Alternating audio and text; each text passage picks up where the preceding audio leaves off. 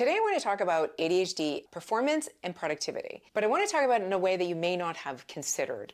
It has more to do with energy fluctuations. Now, every human being has energy fluctuations. We have good days and bad days, but the ADHD experience is a little bit different in that if you have let's call it a low energy day, it can completely take over your executive function. And when you struggle with executive function to begin with, like task initiation and focus and follow through, and those things are already a struggle, but you have a low energy day, it can make them basically impossible. And there's a lot of reasons why we might have a low energy day. It could be because you had a bad sleep last night, or you're having like an RSD moment. When we have these low energy days, our expectations of what we can generally get done in a day go completely out the window. But that's not really the problem, because having fluctuating energy is just part of being human. The problem is that we tend to have very black and white perspectives on our energy and our capacity to get things done. So we can either do all of the things or do absolutely none of the things. And that in-between place, if we both plan for it and cultivate a routine for it, like allow for it, can actually be like almost just as productive as any other day,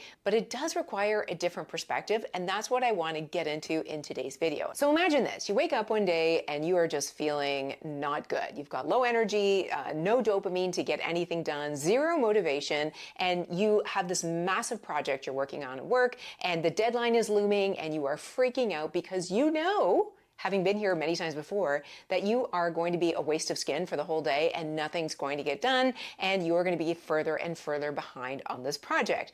That is one way of looking at the situation. But there is an alternative to doing absolutely nothing, and that is the Plan B routine. This is something that I've cultivated in my own life, especially having my own business, where there are certain days where I have to revert to just the bare minimum to keep the wheels on the bus. And when I do that, it makes those low energy days a lot more isolated. So I'll show you specifically how I approach Plan A and Plan B days in my approach to work, and take from it whatever you want. But the idea here is that your Plan B is the stopgap between you doing your Plan A, which is absolutely everything you anticipated doing, and doing absolutely nothing at all. Okay, before we get into this, there's a couple of things you need to know. Number one, every Sunday, I plan my week ahead. It's the highest form of self-care to spend 20 minutes on a Sunday, in my opinion, and just plan out what needs to happen the week ahead, what appointments you have, what's coming up. Knowing that like reduces my anxiety so much. So every week on a Sunday, I start like planning whatever's going to happen. And the thing is, the Sunday version of me might be feeling really energetic and feel like I can get a ton of stuff done. So I'll plan all the things throughout the week. But then the problem is that on Monday, I may wake up and feel like absolute crap. No motivation, no dopamine, maybe I had a bad night's sleep, whatever. And let's assume that that's the case. I wake up on Monday morning, I open my computer, and I'm like, there's no way I'm going to get through all of these things that I planned for myself yesterday when I was feeling amazing. The first thing the old me would have done is berate myself for having a bad night's sleep, as though that was in my control, and for not feeling like I can do anything, and just go ahead and do that. Do absolutely nothing. The new me is a little bit different. I figured this one out the hard way. Instead of doing absolutely nothing, which tends to make me feel even crappier the next day, and then it turns into like a spiral effect, now what I do is meet myself where I'm at with a little bit of self-compassion and say, I had a bad sleep last night, I'm not in the best space today, but instead of doing nothing, maybe do a few small things and see if it gives me some energy. Because even things like making the bed or taking your dog for a walk is going to have an impact on your dopamine. And as your dopamine starts to build, then you're going to find that you probably have the capacity to do more.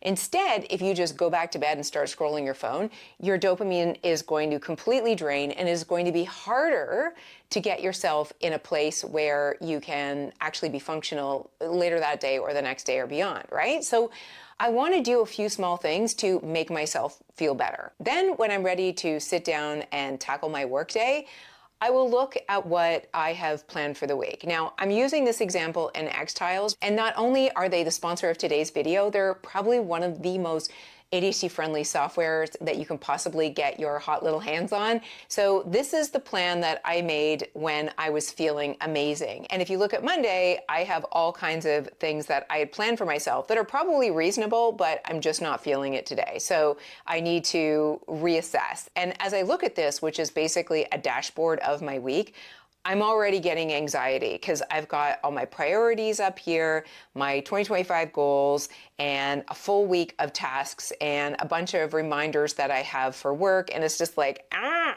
So if I'm feeling low motivation, low dopamine, it's likely that this is going to overwhelm me. So what I might do instead is take 5 minutes and completely rejig this. So this is my dashboard that I planned for the week.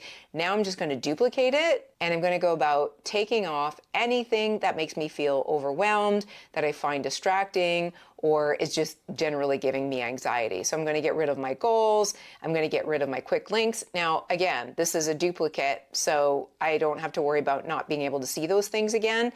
Maybe I'll look at Monday and Tuesday.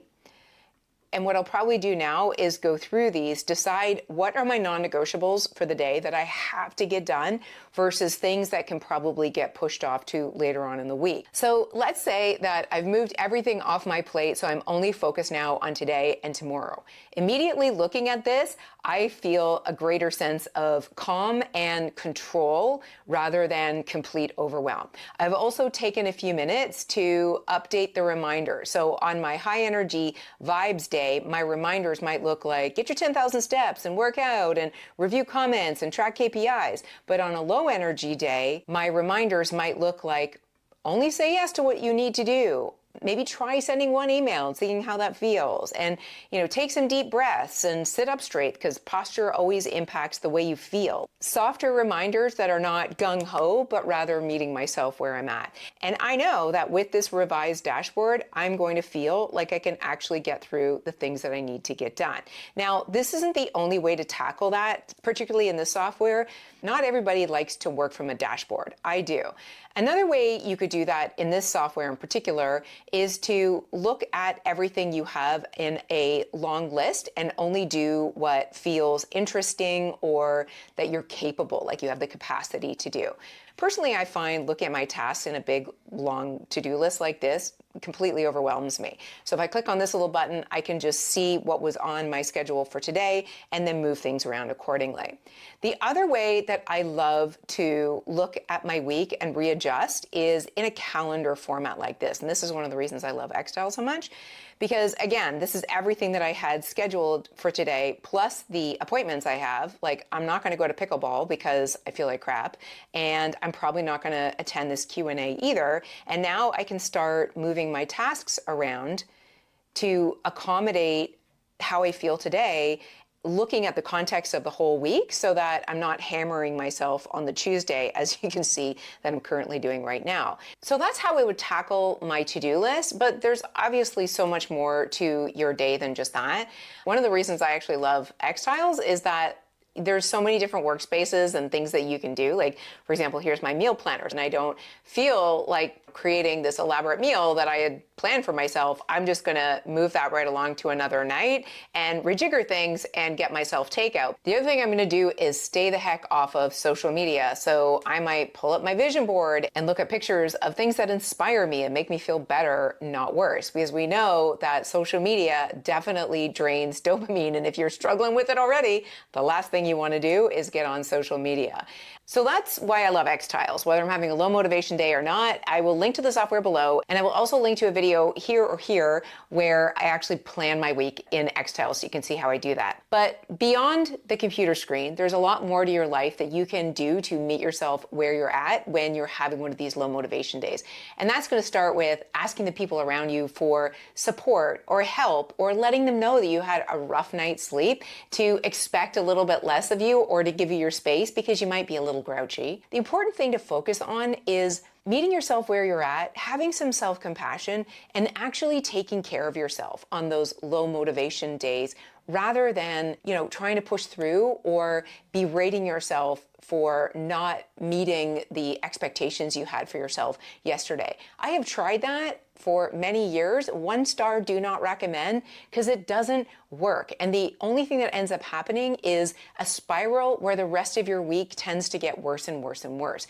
When you can meet yourself with self-compassion and maybe not do nothing, like going back to bed and just scrolling social media and making it worse, but doing a few things that will shift your energy in a better direction so that you can actually get at least the bare minimum done, you are going to feel so much better and be able to set yourself up for a better day the next day and the day after that. So thanks so much for watching, guys. I'll see you next time.